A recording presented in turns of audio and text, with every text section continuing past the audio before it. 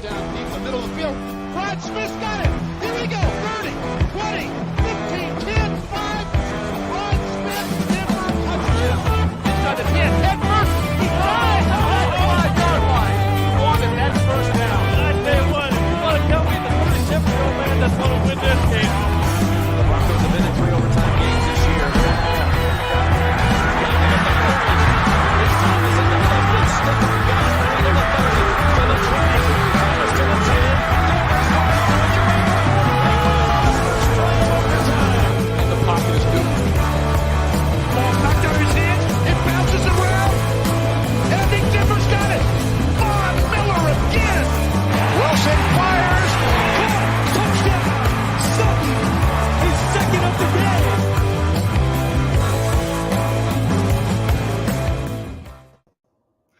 Hey, Broncos country. Thanks for joining in. It's the Denver Bronco Roundup brought to you by the Rocky Mountain Sports Network.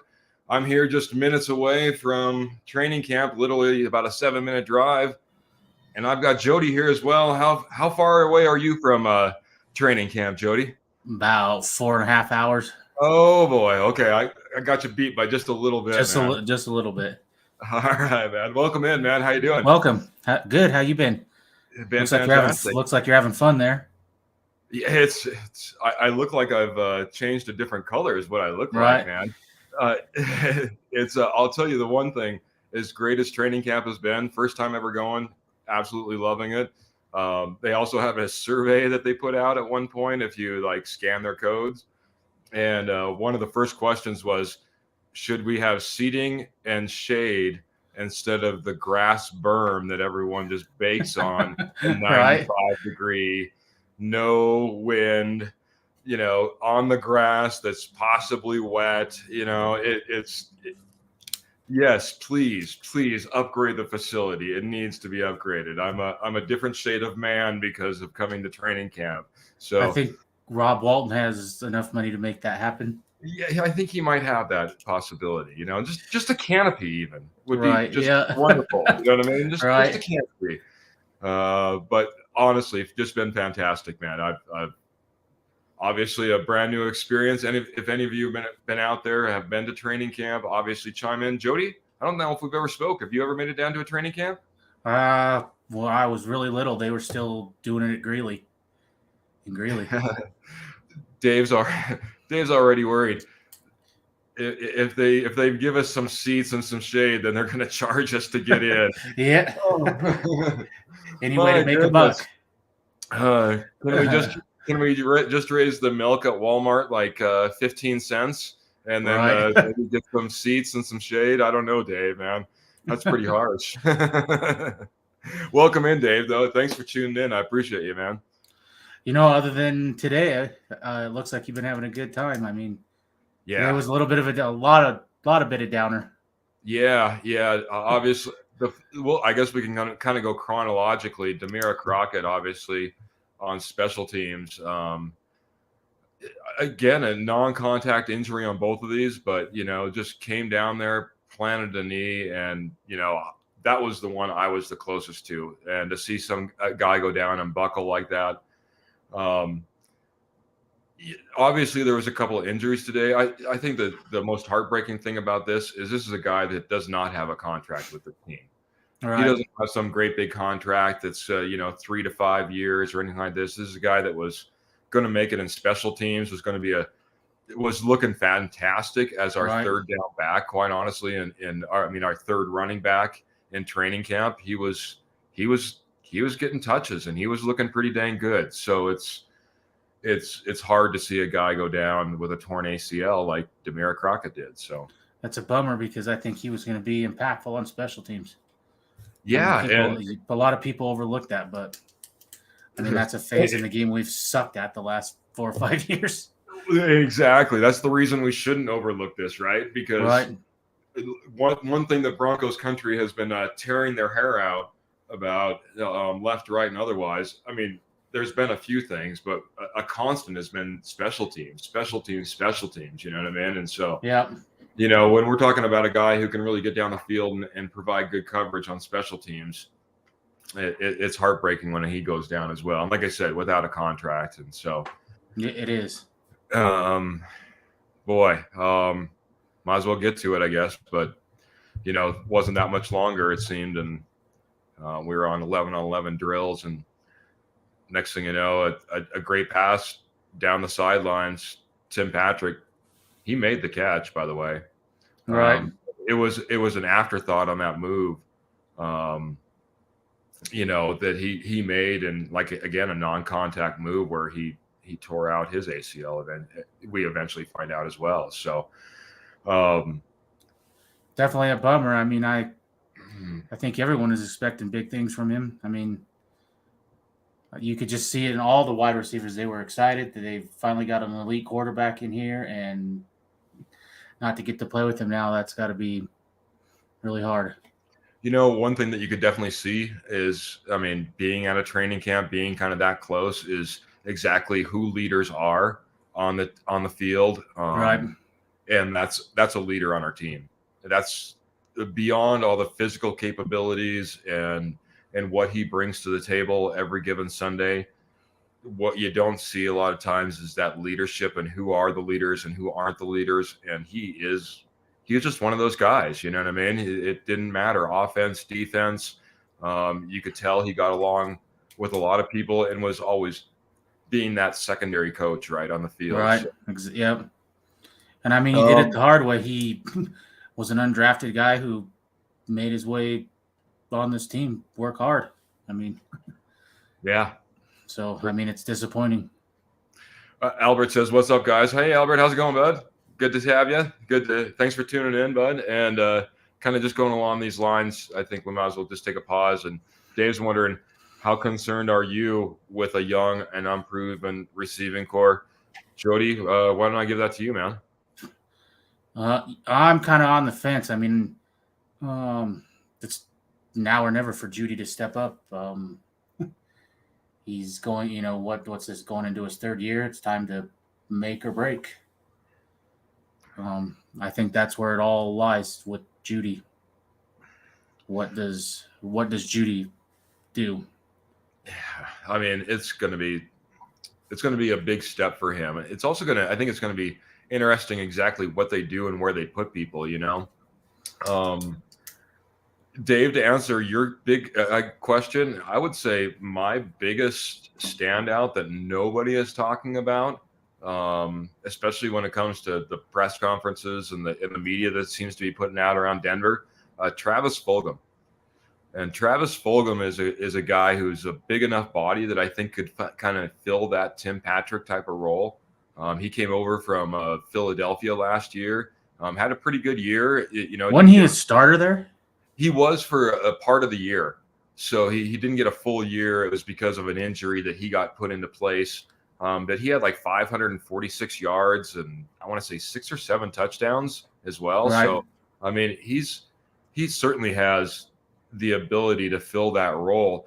And I'm kind of hoping that's, as much as they've been feeding him in training camp, as much as I saw that, I'm really hoping that they go that route because I like Judy where he's at. I think if we shift Judy into Tim Patrick's position, the number 2 position, I think he's out of place. I like to have that bigger body guy and then have Judy still remain that slot position typically, It works out so much better. It works out so much better rather than trying to push Judy out and then try to fill that void of where Judy naturally fits. I think it would make more sense if Hamler was. How healthy is he? I mean, you move Judy outside. What do you have for a slot guy? And that's there's 2 names. One guy that they even said in today's press conference was that Montrell Washington, and he's our returner. Well, I guess Russell Wilson is quote unquote latched onto him, right? And he's kind of showing out pretty good, man. I'll tell you what, he is fast, man, and he's actually got a pretty decent set of hands on him, which you don't always see from a return guy necessarily, right? Catching the ball from a receiving standpoint rather than from a return standpoint, right? So that's one guy. The other guy, the guy that's been out every single day, the first guy out, he hits the jug machine, he hits the return machine. before anybody even touches a ball, and that's Caden Davis. And I know he's an outside possibility, but the guy's been putting in a ton of work. He's been putting in a ton of work in returns. He actually came up with the biggest catch, or the longest catch of the day today. There was before Montel Washington actually got the touchdown at the end of training camp, the 35, 40-yard pass was a one that was made by Caden Davis, in which he was pushed out about the 4-yard line. Right. So, I mean, these guys are doing fantastic out there. I'm excited about this. To answer your question, Dave, from my perspective, I'm excited about our receiving core. It's still training camp. Today was the first day of pads, full pads. You know what I mean? So there's still a lot to be proven, I think. But there's some guys out there that are actually putting in some great work. So what has me worried, if you move Judy outside, you're not going to see Hamler in preseason. I would almost be certain of that. Why risk that? And yeah, I mean, he's ready to dump a full slot load on him week 1 with no game time. Right. Well, to be honest, he's been mixing it in already. He's already been in individual drills and stuff like that. So he's not on the 11-on-11 scrimmage, but he's out there. He's catching passes and he's running downfield and he's making cuts and stuff like that. Everyone's been looking very healthy. The only guy that is still pulled off to the side of the field and is still rehabbing and still going through work is Randy Gregory. That's the only guy that you really see that is just not out there, obviously participating in anything other than just working on himself for himself. What do you see from Dulcich? Dulcich? Yeah. Dulcich. First off, and I know that we talked about another guy like this, but I'll use the same before we got on the air, but I'll use the same description. He's a specimen, man. This guy I'm excited to see him come along. He's not out there making the hardest cuts. He's out there. He's starting to participate in some of those individual drills and stuff like that. But he's a monster of a man. You know what I mean? It'll be interesting. You can tell they're bringing him along slowly, and that's something that you've heard from Hackett on just about any guy that comes up. I don't care if it's a fingernail that he's cracked. We're going to bring him along at the right speed. We're going to bring him along. You know what I mean? This is his mantra. You know what I mean? And you can tell that when it comes to Dulcich, they're absolutely bringing him along as they, kind of a slow method. So, and that's why a guy like, quite honestly, he's been a camp star, especially during the first, probably 4 days, was Eric Salbert. Eric Salbert absolutely filled that role and has outshined Albert O probably 3-1, man. Looks like him and Russell Wilson have a good rapport there. So yeah, it's amazing. I should get to some comments here. I'm not even getting caught up. If you want to talk about anything for just a second, feel free, buddy, and I'll throw some stuff up here for us, okay? Yeah. I had one question for you. I heard that Sutton's back in the bulky knee brace. Is that accurate or? I'll have to review some film. I didn't notice it at all. I can tell you he's looked really good in camp. He doesn't have any noticeable limp or gimp or, even after his return last year, it seemed like when he would jog off the field, I think even in the first game they mentioned it on the broadcast. It's like, ooh, he still looks like he's kind of recovering, and I think that was all mental last year. Yeah, he looked that way all year last year, and he doesn't look like that this year. So if he happens to have any type of apparatus on his knee, it certainly doesn't seem like it's slowing him down, and he looks a lot more confident out there as he's running around and jogging on and off altogether. Almost a different guy in that regard. He has an elite cornerback covering him in practice. So, I don't know. And I kind of mentioned it in one of my other, in a blog or a comment someplace else. I can't even remember where I was talking, but, I think sometimes it's kind of getting into his head going up against Patrick Surtain. It's to go up against a guy that's, as he said, he's literally, I think he's going to be an all-pro Hall of Famer, multiple times over by the time his career is over. You know what I mean? All pro and Pro Bowl. I agree with that. Yeah. Times over. That's what Cortland Sutton is saying, and it's evident. You know what I mean? As this guy is just like able to like just shut down a side of a field. I mean, it's been fantastic. So, all right, I'm gonna get to some of these comments. Let's see, Albert.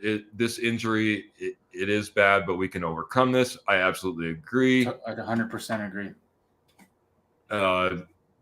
Thanks, Dave. He's agreeing with us as well. No need to put more stress on Judy. Yep, no reason to flip him to the outside. I think we get too wrapped up into it, and sometimes people just need to step up and fill a role. And even if it's a little bit of a step back, maybe he makes it by week 3, week 4. You know what I mean? He starts making those strides, but don't just start throwing people out of position only because, you know what I mean? Because we had an injury. It just doesn't make sense. Because we have high hopes for him. Yep. Here's a good question. What do you think? I'll let you take this one first. What is the ideal type of receiver for Russell Wilson? Thanks, Jacob Berg, for joining us in too. Cortland Sutton, Tim Patrick, DK Metcalf type receiver. I mean, he likes to extend the plays and throw the ball deep. Mm-hmm.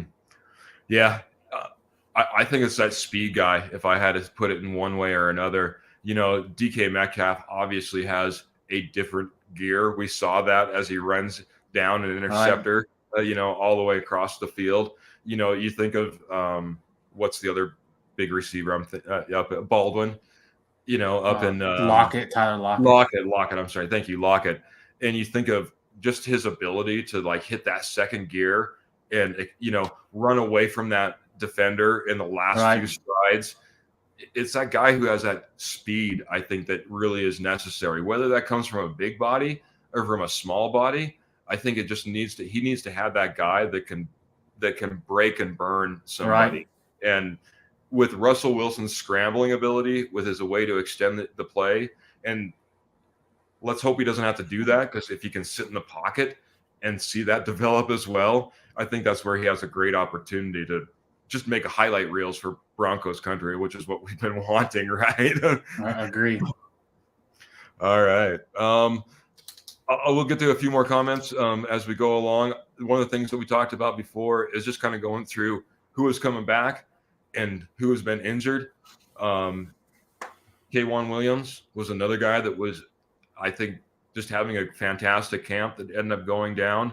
We kind of looked past that. It was honestly a fantastic pass that went hugely deep, and it would have been fantastic if we could have seen K'Wan Williams not have to pull up and contest against Montreal Washington as he walked in for a touchdown on that pass. Like I said, beautiful pass, just like right in stride from Russell Wilson to Montreal Washington. Just another reason that we're kind of excited about that wide receiving core, right? But K'Wan Williams, pulled up a good 15, 20 yards, before the pursuit really even got close. Grabbing the back of his leg. Luckily, that all came back negative as far as the MRI. But we're not that far off, right? Before we know it, we're going to be scrimmaging against the Cowboys and playing them. So there's not a whole lot of time for these guys to really develop their way back. And from my understanding, too, is once they get their first preseason game, they don't get to have as much training camp time as well. So there's kind of an urgency to get all of this kind of put together, too, at the same time. So who's running? K'Wan Williams really quick. I know you had some. I think who's running with the ones in his absence at the corner? Who are you? Are you seeing a lot of Mathis or? Seen a little bit of Mathis. Or Ojemudia, or Ojemudia has been the guy who's filled his spot the most. I was trying to rewind 6 days of tape in your mind sometimes on the spot, but it's a little bit tough to do. And unfortunately, as early as I've got in, and I've only not been like front line once since I've been in the training camp. I still, at the same time, I don't get media viewers. And you can tell they definitely don't want to necessarily run everything directly at the fans who knows what those fans are. These are free tickets. Anybody can get in. It could be a Raiders fan. It could be a Chiefs fan. It could be a Chargers fan. just wearing a Russell Wilson jersey for all they know. So, there's quite a bit of it that plays away from you as well. So sometimes it's a little bit tough to really see what's going on, and heaven forbid they actually force you to sit on the other side of the field to where the scrimmage is at. You know what I mean? Right. It's like, boy, now I'm shooting across the field. But yeah, Ojemudia, and he's looked pretty good. I mean, nobody's been standout, but I can tell you at the same time,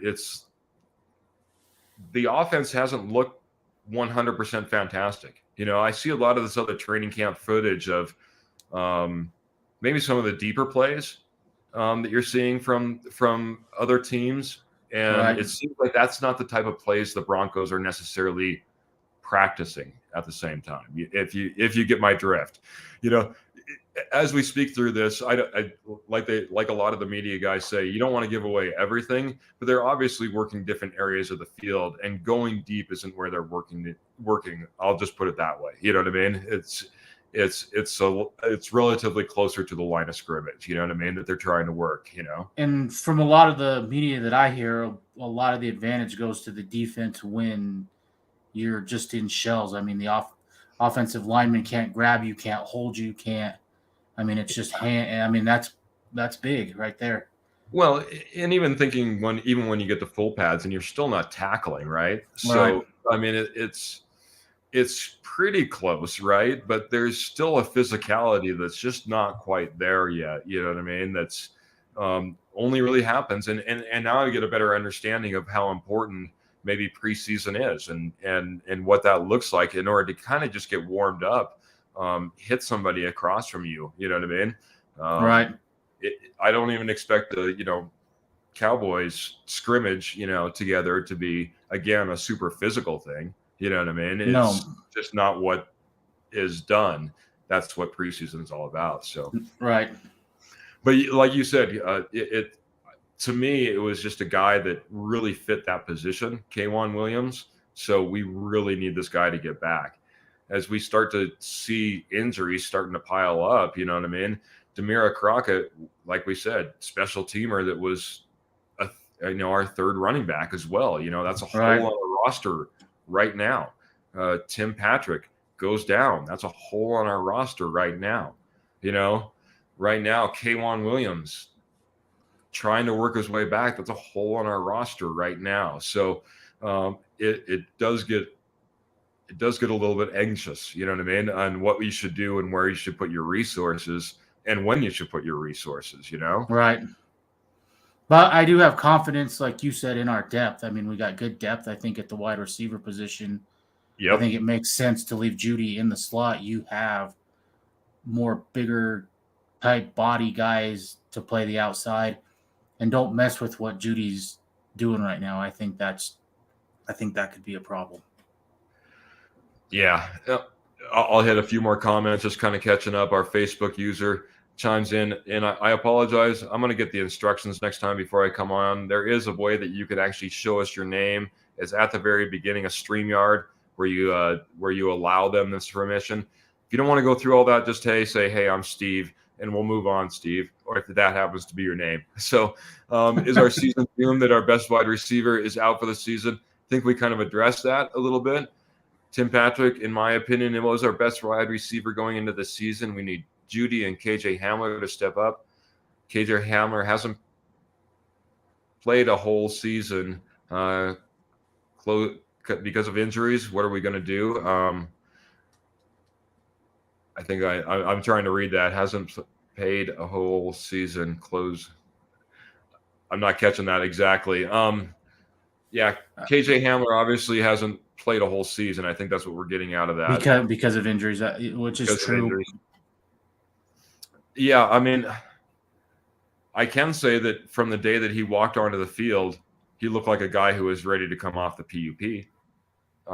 So when the day that he was kind of activated off of PUP, it wasn't necessarily a shock to me. He was putting in a lot of good work on the side and was out and jogging around with all the guys and talking with them. He looked like a guy that was ready to come back, comparatively to Randy Gregory. I'm just kind of more excited about what we saw from some of the depth again from the Montreal Washington and the connection he has with Russell Wilson and maybe a Cade Davis in that Fulgham. Again, I can't stress that enough, man. They really, you could tell they were feeding him the ball in specific. He's got starter experience. Yeah. It was. There's only so many guys that get opportunities, and you can tell when you're trying to get guys opportunities out there, right? Right. And that was just one of those guys you could tell that was they were trying to get him opportunities, right? So it was good to see it. Go ahead. You see Denver running more 3 wide, or do you see a lot of 2 tight ends because of the athleticism and Alberto and what Dulcich could be? And I think that could play some. I think what you'll see, if I had to guess, is that I think you'll see stretches of packages, right? So you'll be in 3 wide, maybe for 2 series, almost exclusively, right? And then you'll be 2 tight end set for a series or 2, right? It's going to be. I think they're going to try to, again, they kind of elaborated on this kind of early in the season, that you're going to play a lot. They're going to try to disguise a lot, right? They're going to try to make sure that you don't know if it's run or if it's pass. I think what you're going to see is if they have to go out there and they're going to go, hey, we're going to go out there in 3 wide this time, you might see 3 wide for, like I said, a good series or 2 before you really see them change that up. And then when they do bring in that 2 tight end set, that doesn't necessarily mean they're running the ball. You know what I mean? That means they could be going just as deep as they were in that 3 wide receiver set, or deeper for that matter, right? I mean, you got 2 athletic tight ends, big body tight ends too. So yeah, another thing that we I've kind of saw that I don't know has been talked about a whole lot is you've seen a little bit of dual running backs with Melvin Gordon and Javonte Williams in that backfield. So again, just all these different sets that they're trying and all the different combinations that they're coming out with, that has been pretty exciting to watch. So yeah, no, I think we have plenty of depth between wide receiver and tight end to fill this hole. Albert says he's heard that Sutton is not wearing one, only Hamler does, and which would make sense just from what I've seen him running up and down the field. You know what I mean? I didn't notice anything in that regard. So thank you, Albert. Yeah, you don't have a proven guy to take the pressure off of Sutton, who will probably face a lot of double teams. Well, I'll tell you this, Dave. If he's facing a lot of double teams right now, he's facing one of the best corners in the league with probably one of the best secondaries or best safety duos back behind him. He's having to do that every single day. As it is, honestly, I think in most games, even in our current scenario with Tim Patrick going down, it's going to be a relief for him, to go up against the corner that he's faced up against, because not every team has a Surtain type of corner that he has to line up against every single week. It'll be interesting, but I do understand where you're coming from, Dave. And if he was going to be an elite number 1 top 5 wide receiver, who cares about double teams? I mean, yeah, he needs to take that pressure. He needs to take that pressure. Yep. And that's where Jerry Jeudy, you were a first-round pick for a reason. You need to step up now. I mean, and I think that needs to be reiterated. And that's a good point. He's a first-round pick, bud. Yeah. There was a lot of debate whether he was supposed to even be taken higher than where he was at, right? Yep. There was a lot of who's the number 1. You know what I mean? CeeDee Lamb was, CeeDee Lamb and Jerry Jeudy was the big debate, Yep. Jerry Jeudy does need to take that step, man. As much as it seems like we're baby gloving him a little bit, right? Seems like we're baby gloving him, and I do want to see him make that step. I'll tell you, I only have a few more days here. I'll have through Thursday, so it'll be interesting to see the next couple of days exactly how these guys react, especially not only to an injury to a leader like Tim Patrick, but also just react like we said. Who's going to step up? Who fills the void? Who's going to be that guy? You know what I mean? It is, Dave. The more I sit here and talk, maybe the more I'm on your side. As much as I'm excited about this talent on this team, there is something to be said about that leadership, and not necessarily the pressure, but the leadership is what I'm kind of concerned with. As Tim Patrick's no longer going to be around the facility, so. But you got Russell Wilson, and you have Cortland Sutton that wore a C last year for a reason. So, I mean, he was a captain and he's a leader. It's time to step up and show it. Yeah, and I'll be interested. That was a different regime, and I think we almost need to throw that out the door. There was so many things that seemed like they were just done a little bit sideways. Right. We can all admit to that. I don't know if sometimes you put people in a position of leadership hoping they fill the shoes of that leadership, right? Some people you put in leadership because they've already filled that shoes and they need to be put there, right? So I think last year, if you were to ask my opinion, I think Jerry Jeudy were given some shoes and he was asked to fill them as captain, so. I think between the injury and then the whatever you want to call it, the motion where he just took himself, where Pat took him out of the play every time. I mean, I can see where he just lost interest, and I knew had a quarterback that just held the ball and was afraid to throw anything into tight windows. Yep. Even when Locke came in, they beat him down so much. It was don't turn the ball over. I mean, there was no. Yep. No. And that's why I think it's all a wild card.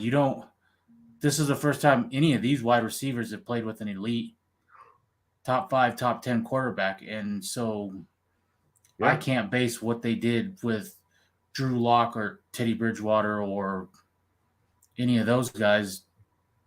You can't base it off of that. Yeah.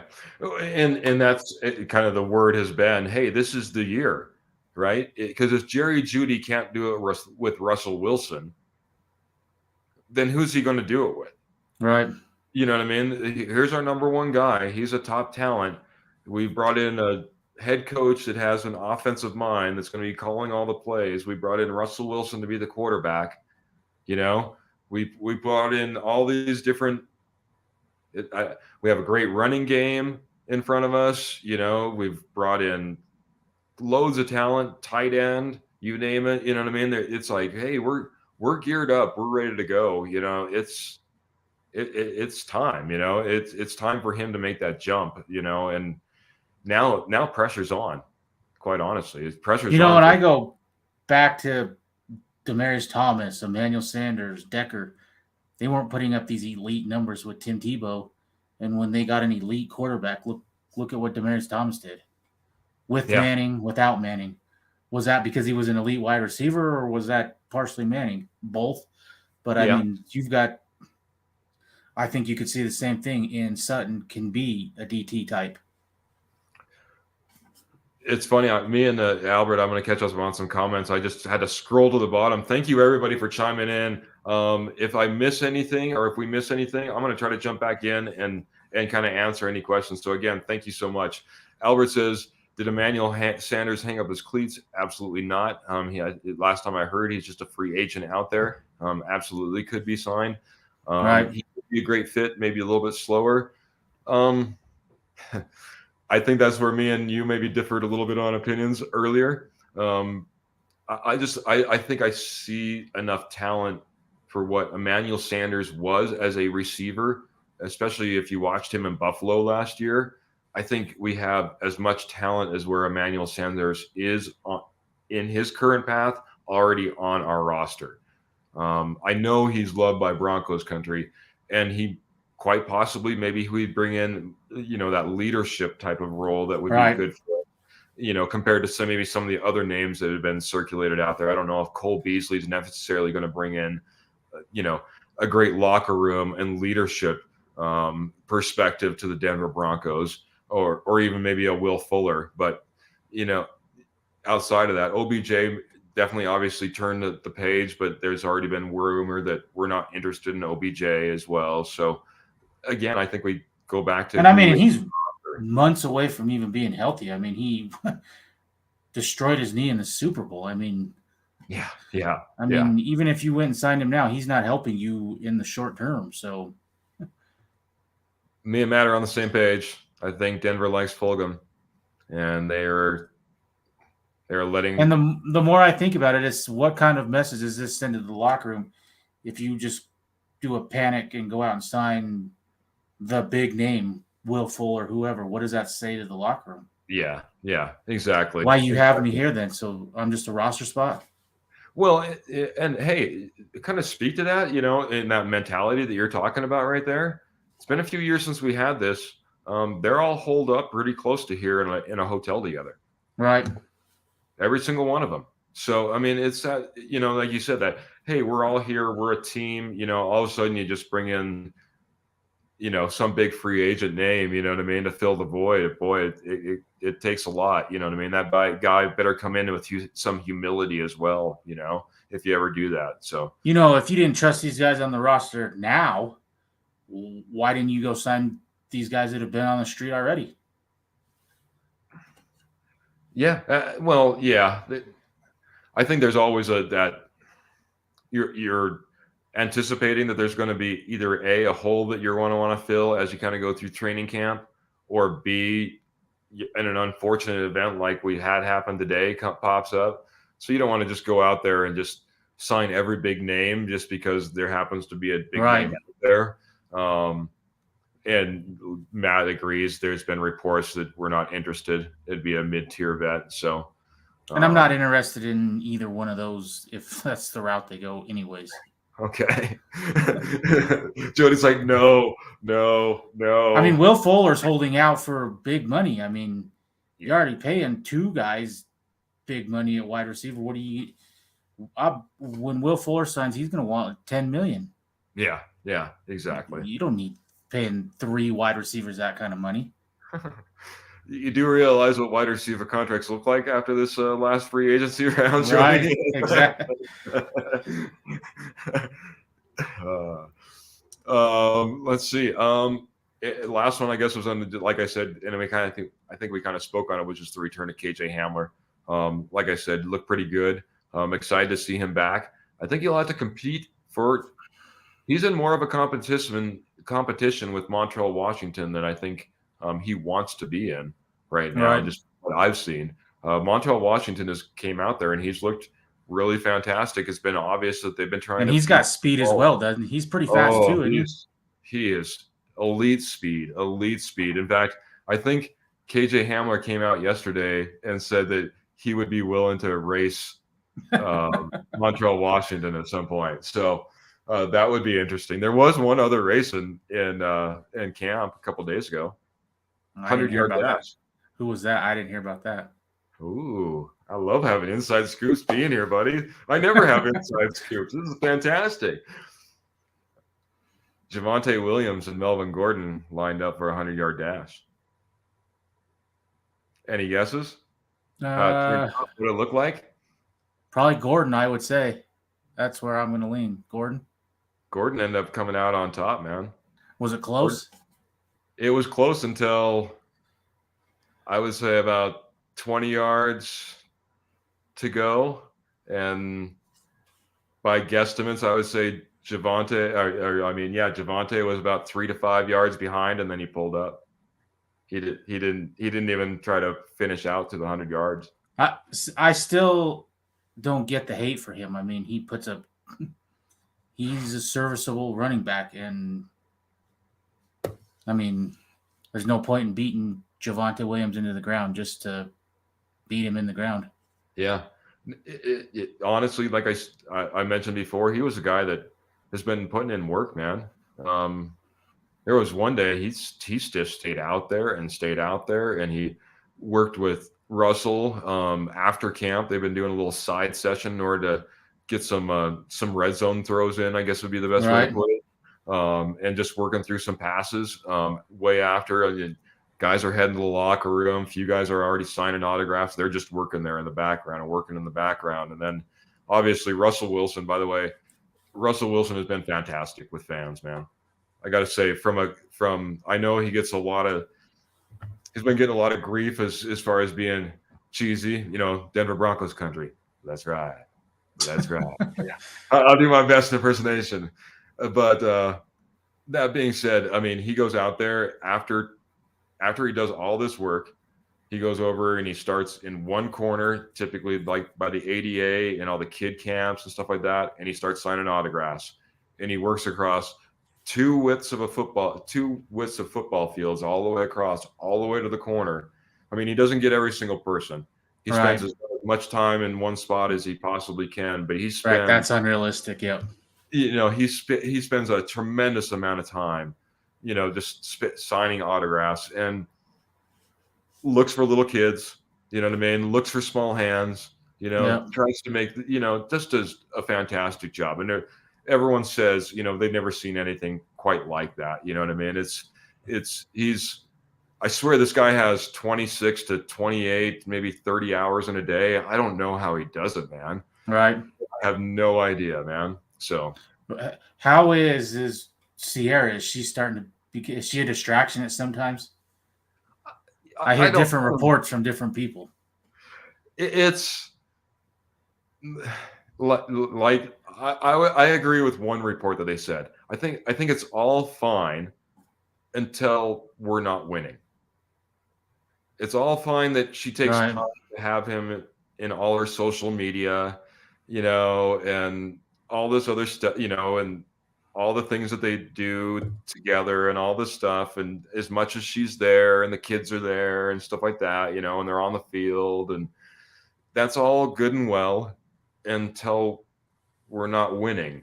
And then it might cause some problems. Then it'll be interesting to see how that's all held. But right now, it doesn't seem to be a distraction at all. Honestly, obviously, families and kids from every family is extended a invitation to come to camp. They have tents set up for them and stuff like that. So they did say she's walking through doors that they've never seen anybody other than someone who's employed by the Denver Broncos. That's what I heard, and that's where it ties into.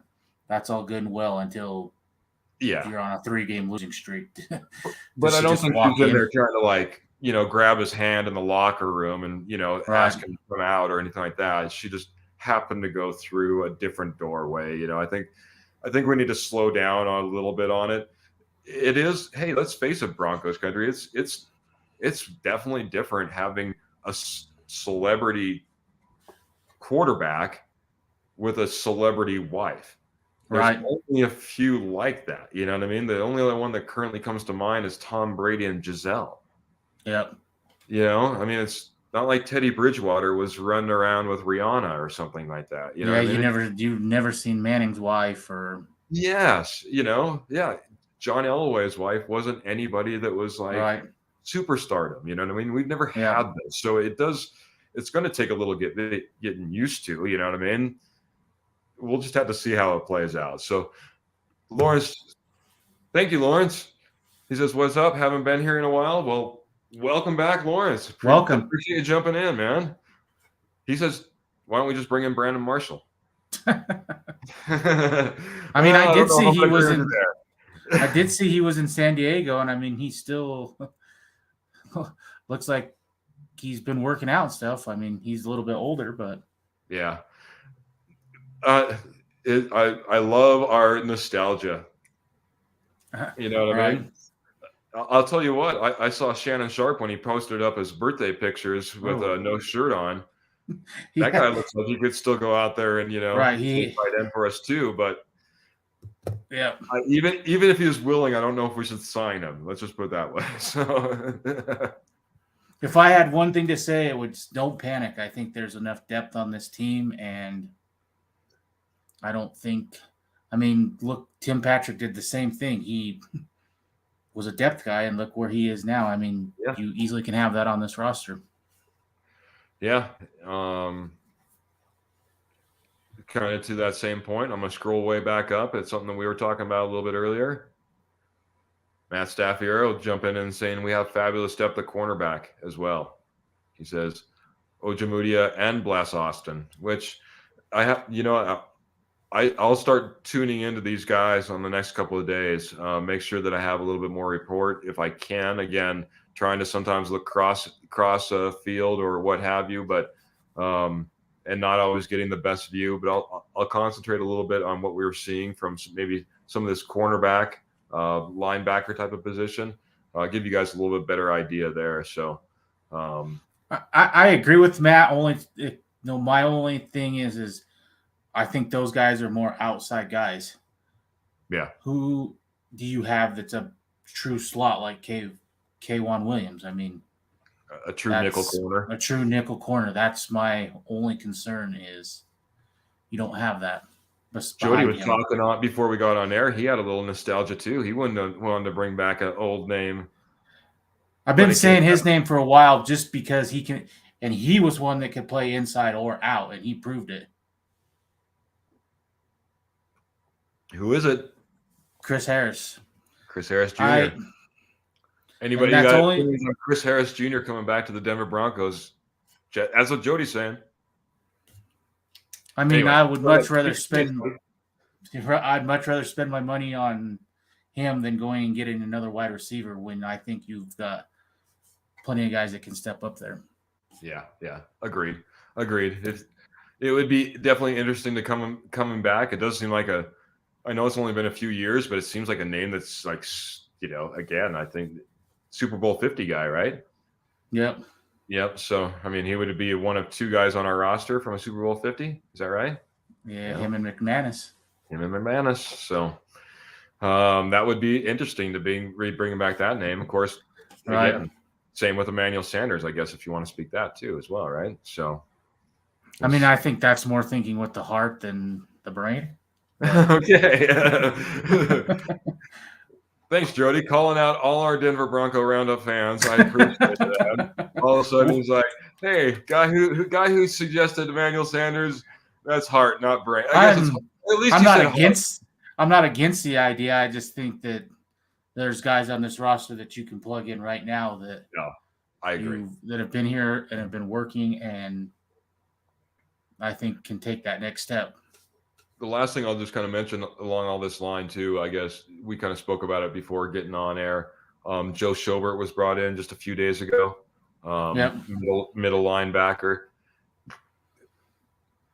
There's a possibility with these injuries that we've seen even just today that maybe that puts those plans on hold, Right. What do you think about Joe Schobert as a possible in the mix type of guy here for middle linebacker? I'm not against it. I mean, you don't have a lot of depth behind Alex Singleton and Jonas Griffith. I mean, you don't, and Josie Jewell, you don't really have a lot of depth behind them. So, and he's got starter experience and he's played at a high level. Yeah. I wish Victor was in here because I really would like to tell him about the fantastic Josie Jewell play that I saw. And it's Victor, if you happen to tune in later, maybe I'll throw up, if you let me know that you've tuned in, I will absolutely, on the Denver Bronco Roundup Facebook page, I will put up the Josie Jewell. I'm pretty sure I got on tape the Josie Jewell play that was just fantastic. He broke up a fantastic pass. It looked like it was going to be right on track for a deep slant, and Josie Jewell just made this flying play to break it up. And it was I heard an interview today. I guess he's lost a little bit of weight. He says he feels great. I mean, he's came in the best shape. So, and Jonas Griffith has looked good. This is the thing. On these first few days when we saw training camp, it looked like complete. I know that they were getting completions. I know the offense was getting completions. I know that they were getting some runs and stuff like that. But there was a certain level of frustration that you could kind of see because this defense was absolutely putting the clamps down on these guys. Right. It was amazing. Before I forget, I got to tell you the funniest quote that came out of camp so far. So The offense was driving, and they end up getting a touchdown on this, right? And Kareem Jackson, swear to God, it was out of bounds. Or no, I'm sorry, I take that back. They did a pass interference call on the defense, and Kareem Jackson goes up to the ref and tells him, I heard this. Yeah. get in your car and go home. Get in your car. I mean, it would not leave this guy alone. Get in your car and go home. Get in your car, go home. The funny thing is today, there was a pretty questionable call on a touchdown, and the ref throws up, the hands.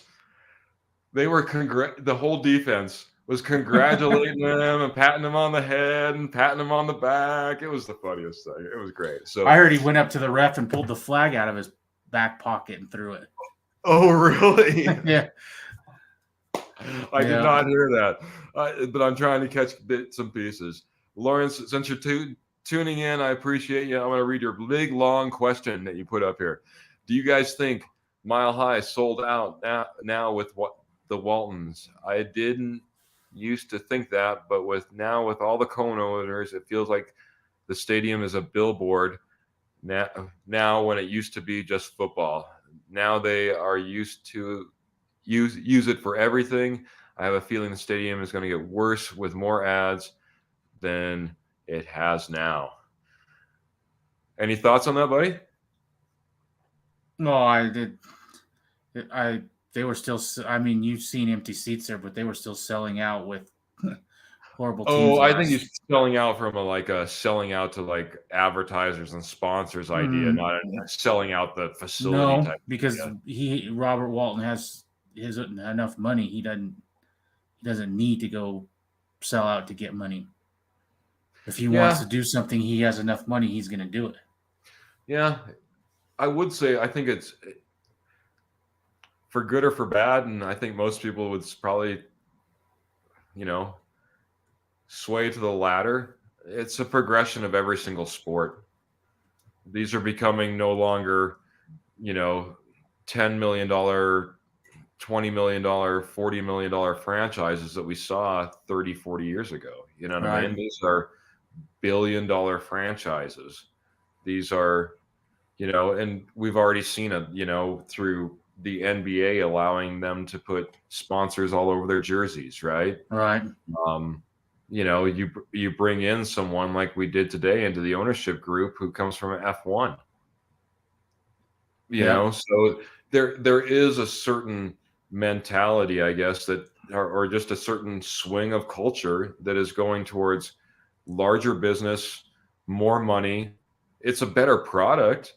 I mean, we have a better product today than we did 40 years ago. Right. I mean, you or I like it. It's big business. It's a way to make money, and it's a commerce, and it's an entertainment business.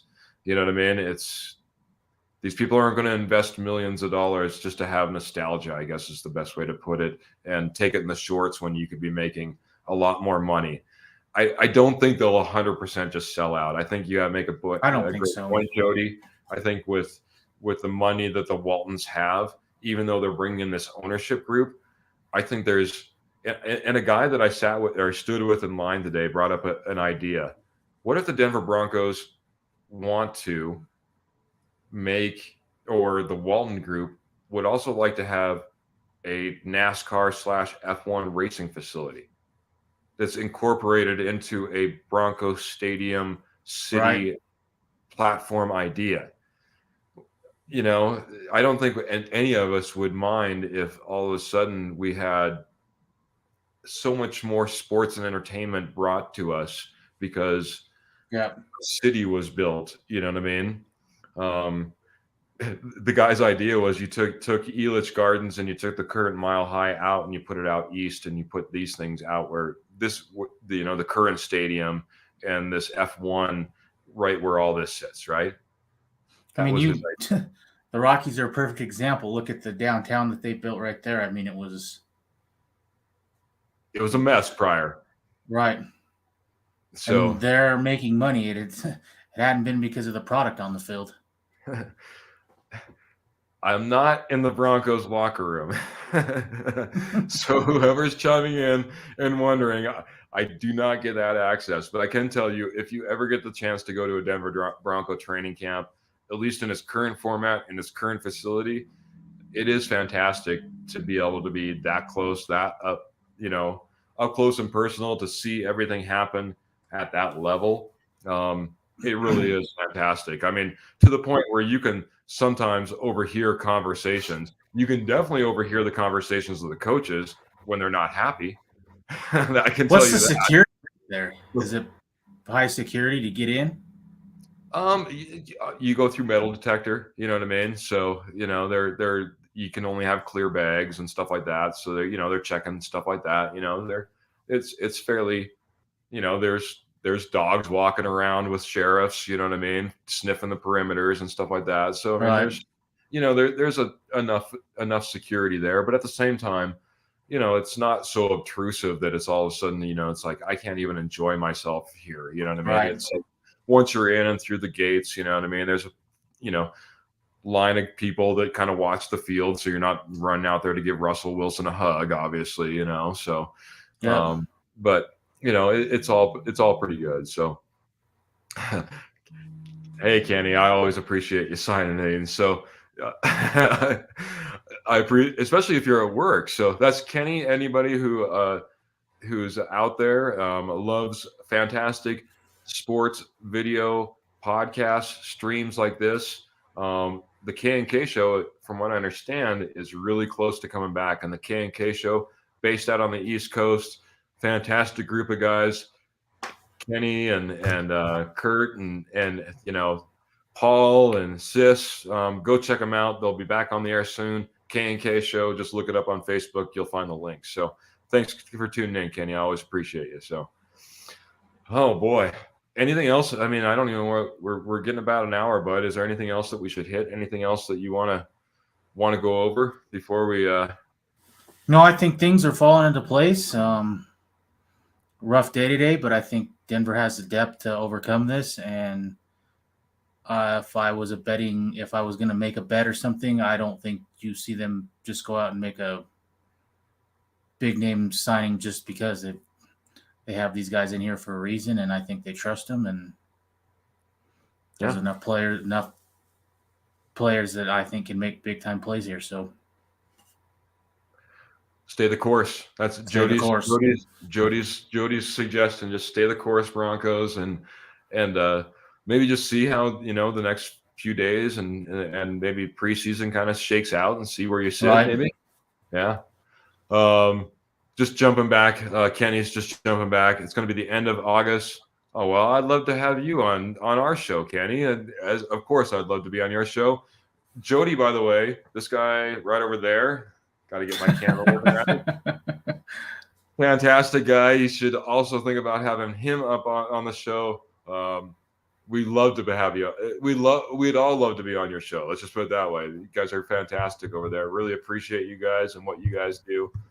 Like you're appreciating us. So thank you guys. So, we'll keep up the great work like you guys do as well. So thank you very much, Kenny. So, boy, bud. It's been, like I said, hot few days out on the berm. I got a few days left. I appreciate everyone tuning in to all my broadcasts as I've been kind of trying to push something out every single day, kind of keeping you up to speed on everything. Jody, I know that you've been, as you said, running with your hair on fire, maybe with no shoes or broken glass or something like that as well. But I always appreciate you jumping on here and joining me as well. Through all that, Jody has got, obviously, as everyone knows, has got a great mind and really understands and the needs and wants and the positions that we have here at Broncos country. So I appreciate your time, Jody. Thanks for jumping on and not a problem. And have a good rest of, what are you there? 2-3 more days. Have fun there. Like I said, I'll go through Thursday. So what? We just got done with Tuesday. I got 2 more days, bud. 2 more days, and it's, like I said, it's been fantastic. Just excited to see again. Today was supposed to be the first day in pads. Everyone was talking about, where's the first fight going to come from? Well, as Right. injuries kind of came through today, that was, I think, the last thing on people's mind. I think that, honestly, if I had the one last thing I would say that I think the defense almost took a step back almost. It seemed like the offense was flowing very well, but maybe the defense wasn't going as hard. And I don't know if that was just in their mind or Right. maybe what was coached or what have you, but it'll be interesting to see maybe what just happens over these next couple of days. I'll keep an eye on cornerbacks and linebackers and maybe be able to report a little bit back on those positions. Like I said, receivers, running backs, had looked pretty good. We talked a little bit, obviously the offensive line has been pretty well set. So it doesn't look like there's going to be any big, massive changes, maybe a guy or two there who will be able to maybe rotate in or rotate out. But offense is looking pretty good, but I'll take a little bit closer look on that defense and see what's going on. So, But are they back in pads tomorrow again? oh yeah, they're not going to get out of pads. Kind of the rotation is every third day has been a light day. Today would have been the first day of being back kind of Right. heavy, I guess you could say, or I guess the second day. So tomorrow is going to be kind of a lighter day, and then we should get a fairly heavy day again on Thursday. So it just means that they're not not really bodying up on each other as nearly as hard. Yeah. More I would one step above a jog through. How's that? And I think a lot of that's in the CBA. So yeah, a lot of it from the very beginning was like yesterday, not being able to wear leg pads, but we're being able to wear shoulder pads and helmets right. was part of the CBA. Today was the first day they could fully dress out. So it'll be interesting. Like I said, lots of stuff going on. I appreciate everyone's support, everyone tuning in. I know Jody does too, this guy right over there. And other than that, thank you, everyone. Just a few days away from the Hall of Fame game. Football is here. Oh my goodness. Everything's now coming. All summer long, man, I waited. It seemed like nothing happens, you're always waiting, and then everything happens at once, So finally here. It's all fast. Well, again, thank you, Broncos Country. Yep. Love Thank you, Broncos Country. And we'll see you guys very shortly. Thank you. Yep. Thank you.